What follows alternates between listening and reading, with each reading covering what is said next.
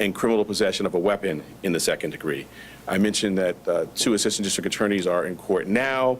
We expect the majority of the defendants to be arraigned later this afternoon in Part 73, which for those of you who do not know is located on the 7th floor of 111 Center Street.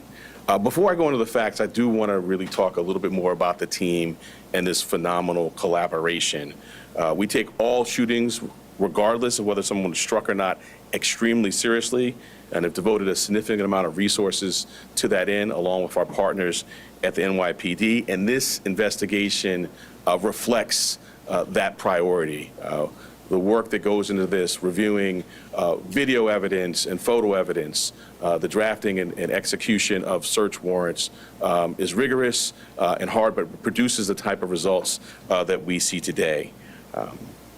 Between March 25th and September 30th, 2024, the defendants allegedly accounted for 50% of the shooting incidents in the 23rd precinct. So let me just say that again.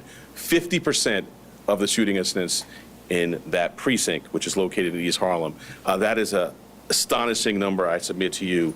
And while the conduct did go beyond that precinct, it shows, gives you a sense of the concentrated impact that this conduct had in East Harlem. In total, there were 15 weapons recovered pursuant to this investigation, some of which are here before you today. 13 of the weapons recovered were fired, we allege, by one of the defendants in this matter. The root of the alleged violence was retribution between 2 rival gangs, LA World and Wooski. A double homicide in March 24 involving an LA World member quickly spiraled out of control. LA World allegedly trained its sights on one of their main rivals, the Wooski gang. And over the next several months, we allege the 2 gangs continually exchanged gunfires, bullets flying everywhere, on crowded street corners near innocent bystanders, at playgrounds near children, through the windows of a NYCHA lobby, and a residential unit, and a bus stop. This brazen disregard for the lives of others created an atmosphere of terror for any other group going about their daily business, and it will not be countenanced here in Manhattan. What is particularly tragic about this case is the ages of the defendants. 13 of them were under the ages of 18 when the charged conduct occurred. It is sobering for me to bring such charges, serious charges, against defendants who are so young. Do not want to continue to have to make these types of announcements. I want our young people in all of our neighborhoods to live healthy, stable, and productive lives, free from the trauma of gun violence. Bringing these indictments and removing individuals from the community who we allege repeatedly endanger the lives of others, including other young people, is a necessary step to achieve lasting public safety. But it's only one piece of the puzzle. I'm proud of our strategic investments we have made to stop youth gun violence before it occurs, including our youth gun violence prevention funding, which funds community-based organizations who conduct meaningful, evidence-based intervention with youth who are at risk of gun violence, both victims of gun violence and also those who might go on to commit it, intervening before anything bad happens. We're continuing our conversations with our community partners in all parts of Harlem, East Harlem, Central Harlem, and West Harlem, about deepening these gun violence prevention efforts. The centerpiece of all that we do here is focus on our victims and our survivors. We are committed to supporting victims and witnesses of gun violence so that untreated trauma does not lead to a continuing cycle of violence. We know that Black and Latino men in particular disproportionately bear the scars of traumatic gun violence. I know that personally. That's why our Survivor Services Bureau has a dedicated men of color response team whose counselors and advocates have the cultural competency to build trust and provide the support that we need to give survivors so they can heal. In closing, just draw everyone's attention to the totality of the work. The combination of the prevention work and the essential enforcement work that we announced here today has yielded significant public safety results. Between 2021 and 2024, homicides in Manhattan decreased 20% and shootings decreased 45%. And as we all know from the mayor and the police commissioner's briefing last week, this year has gotten off to a very encouraging start. But we know there's a lot more work to do, and we will continue to use every tool available to keep our communities safe from gun violence. I'm privileged to do that work alongside the mayor and the police commissioner, and we will now hear from the mayor of the safest big city in America. Thank you.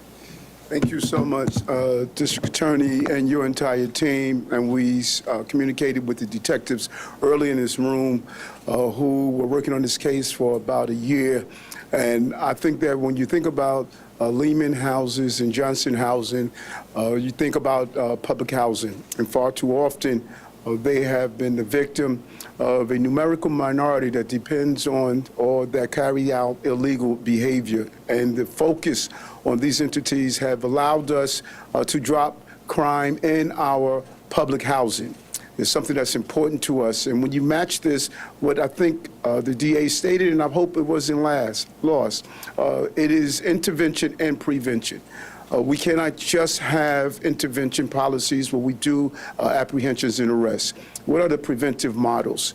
And the unorthodox methodologies that this DA has decided to use, how do we stop the flow of violence?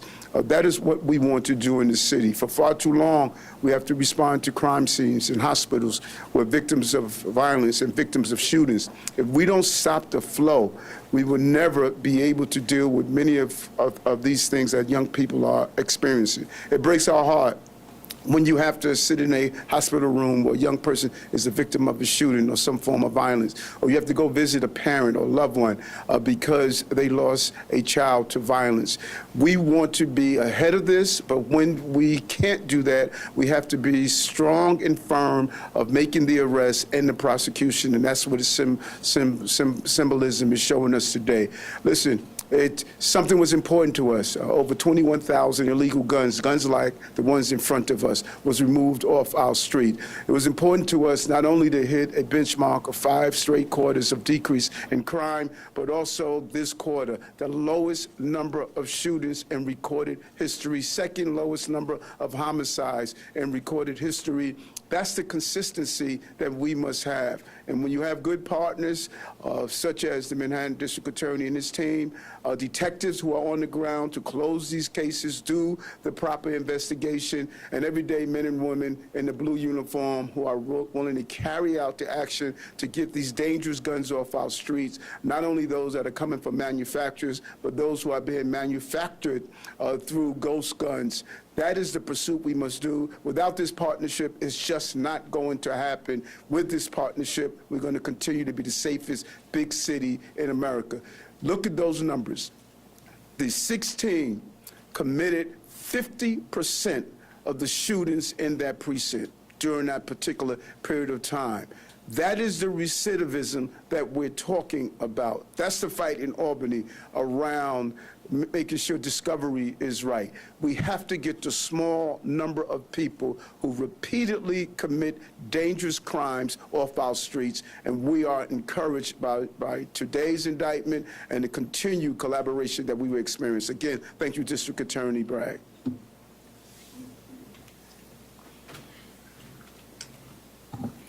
Good afternoon.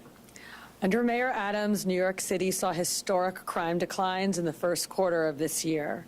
Major crime is down in every borough, with steep reductions in our patrol precincts, in our subways, and as the mayor just said, in our housing developments. The women and men of the NYPD are delivering real results, and that is clearly reflected in our fight against gun violence. Shootings in New York City are at an all-time low because the NYPD has been relentless in our efforts to get illegal guns off our streets and build strong, targeted cases against the trigger pullers. This is another one of those cases as we stand with Mayor Adams, DA Bragg, and members of the NYPD's Gun Violence Suppression Division to announce the takedown of 2 violent street gangs. 9 members of the gang LA World and 7 with the rival WABC gang are indicted today. And this morning, detectives took 8 people into custody, with 4 more being sought. For months, these gang members turned East Harlem into their personal battleground, terrorizing families living in Manhattan's AK houses, Lehman houses, and Johnson houses. And now their cycle of violence and retaliation is over, and they face charges including attempted murder and conspiracy to commit murder. In all, this investigation closes out 21 separate shooting cases. They fired across courtyards, they fired into lobbies and down sidewalks. They targeted their rivals at all times of the day and night with a complete disregard for innocent life. And on a single day last March, they committed 4 separate shootings in 4 different housing developments. But today, thanks to meticulous investigation, relentless detective work, and strategic use of every tool available, the neighborhood of East Harlem just got a lot safer. As part of this case, the NYPD recovered 15 illegal semi-automatic firearms. And through ballistics analysis of those guns and the 85 shell casings we recovered, we were able to forensically link 5 guns to multiple shootings. With this intelligence, detectives connected incidents, identified patterns, and built leads. And on my theme of recidivism, they also found that 9 of the 16 defendants have fired a gun on at least 3 separate occasions. They even bragged about it on social media and shared screenshots from the Citizen app when shootings were reported. They were calculated, clear about their deadly intentions, and they wanted the credit. So today, we are more than happy to give it to them. Detectives used one particular tool in this investigation that some in the City Council want to abolish, and that is the NYPD's criminal group database. This database helped our investigators understand the members of these gangs and importantly, their rivalries. Calls to get rid of this tool are dangerous. They fly in the face of public safety. But the NYPD will never waver in its crime-fighting mission. When we talk about precision policing, this is it. When we talk about targeted enforcement, this is it. And this is how we stop the next shooting before it happens. From his first day in office, Mayor Adams made it quite clear that ridding our city of illegal guns and holding the criminals who use them accountable would be the central focus of his public safety agenda.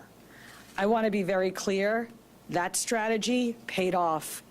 And it's the major reason why we have seen historic shooting declines in our city. Today, that work continues. And we can add these illegal firearms to the more than 21,000 guns we've taken off of our streets under the mayor's leadership. So again, I want to thank Mayor Adams for the trust he's placed in me and for his unwavering support of the brave women and men of the NYPD. I also have to commend lead detective Leanne Capote and her GVSD team for their truly exceptional work. When I was briefed on this case, I loved hearing about how a no-nonsense female detective took on these violent gang members and brought them down. The people of East Harlem are very fortunate to have her and her team fighting for them. Great job.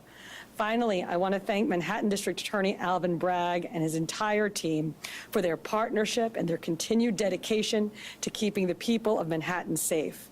This case is yet another example of the NYPD and the Manhattan DA's office doing what we do best and better than any other police department in the world.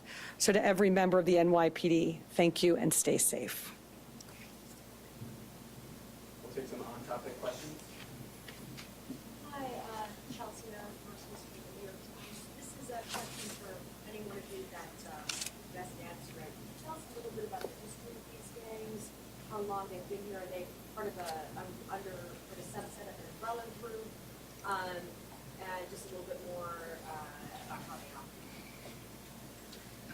So in total, LA World currently has 30 members listed in ECMS in our criminal group database, where Wooski has 31 members. So if you look at it, we essentially knocked out almost 30 to 35% of the gang with this takedown. There's been historical violence back and forth between these groups for many years. This incident basically initiated over drug territory, where Johnson was selling at Lehman, Lehman was selling at Johnson, and that's what started the violence. Can I add one thing? I just want to add that Chief Kenny would not have been able to answer that question without the use of the criminal group database, which allows us to understand and associate people to gangs. Any other on topic? Yeah. Just got a couple more questions about the gang database. As it stands now, roughly how many are in the gang database? Just go over the criteria of what gets you on the gang. So currently, right now, we have 507 identified gangs and crews operating within New York City, with 13,304 members being in that database as of right now. We have a very strict criteria. You have to meet certain criteria to get into the gang, meaning that you have to be vetted out. You have to either self-admit, we identify you through social media, or through law enforcement. We just can't, just add people into the database because we want to. If you can imagine, 12 years ago, there were 40,000 people listed in the criminal group database. So we are vetting that list. It is very, very precise. So if you want to go, since 2021, 1,497 people were added to the database, but 4,488 were removed. So we stick to a very, very strict criteria. We just don't add anybody into the database. Another question? Yeah, Anthony. Question about the intervention prevention aspect. I have spoken to some community leaders and the leaders houses who seem to think that the city wasn't doing enough when it came to helping with job opportunities and housing. Are there some specific examples that you highlight about what's being done at those houses or what you might consider? Yeah, and that's so important. It was important to us to go after those communities that historically had issues with youth violence. Everything from our 100,000 summer youth employment we had in a special categories for those who were living in public housing, as well as our summer rising program and our prevention work. What we're doing with Justice Involved young people to give them proper training. We did several announcements in Queens on how we are identifying those young people who are justice involved to put them back on the right path. And Commissioner Holmes over at the Department of Probation, some of her preventive work that she's doing as well. And Deputy Commissioner Stewart, that's in community affairs. Everything from teaching our young people real estate license, how to fly a plane, a series of events that we are zeroing in on our young people, which is beyond the scope. What the DA is doing here is beyond the scope of traditional district attorney's office. What we're doing in the police department is beyond the scope of what our primary functions are. We know we have to prevent crime in order to make our city safe. And there's a host of other things that we're doing. We could turn that over to you as well. Aaron? Yeah. Alvin, given the ages of some of the defendants, are you going to try and keep all of these prosecutions? And then just as a follow-up to that, 50% of shootings, it sounds pretty astounding. Is that consistent across police precincts? Do you see these small groups responsible for the disproportionate So to that degree? I'll do the first question first. We have to engage in motion practice in our youth part in New York Supreme. We'll do that, make motions given the serious nature of this conduct. We'll make the motions to retain them. But you hit on a really important point. This is not a one-off, right? We were before you. I think you particularly were here when we talked about Johnson and Jefferson 2 years ago. We brought, I think it was 12 prosecutions, targeted, as the police commissioner noted, targeted prosecutions at those who were driving the violence. And then we paired that with strategic investments in the community. And we had a period that stretched into the next year with not a single shooting in that neighborhood.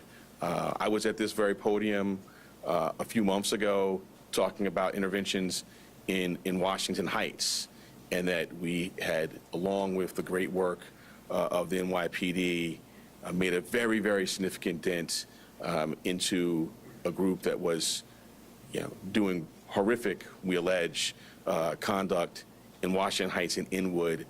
50% of the shootings in the 3-3 and the 3-4, Washington Heights and Inwood last year. So yes, we are seeing this, and we are deploying our resources accordingly. Like working on cases where there is sort of, a series of shootings, in particular where there are two factions or groups that are opposed to each other, mindful of retribution, and building cases to disrupt that cycle. We are taking this model to other neighborhoods, and it's working. It's working. 45% reduction in gun violence. I'll just add, one of the reasons that the stakes are so high with this proposed legislation in the City Council to abolish the criminal group database is because 60% of all shootings in New York City are gang-related. On topic, yeah. Sure. Matthew Lee, City Press. I wanted to know, is there any thought of federalizing this prosecution? There's a trial right now of only every dollar over at the NYPD. I just wonder what goes into your thinking on that. So I can actually talk specifically about that matter. That matter was brought while I was here. We talked with our federal counterparts. We announced jointly at the U.S. Attorney's Office sort of a division of labor on that matter, with them taking more of the sort of narcotics trafficking and us doing more of the gun violence. So we continue to be in discussion with our federal partners. As you may know, I was a federal prosecutor, and we collaborate. We're trying to use our resources, jointly where we can, mindful of there is unfortunately a lot of work to be done. So we're not going to spend time, arguing with each other, but rather want to spend time collaborating, focusing our resources, working together where we can, or mindful of the other's work so that we can be maximizing each other's work in an area. Got time for one more. Yeah. I'm talking about the time of day for these shootings. There's always that 10:30 together. But the day was wow. So what we see is that 15 of the 20 shots fired incidents took place between 9 and 5. 9 in the morning to 5 in the afternoon, where people are going to work. You have children going to school. We actually have videos of mothers with strollers running for safety as these incidents are taking place.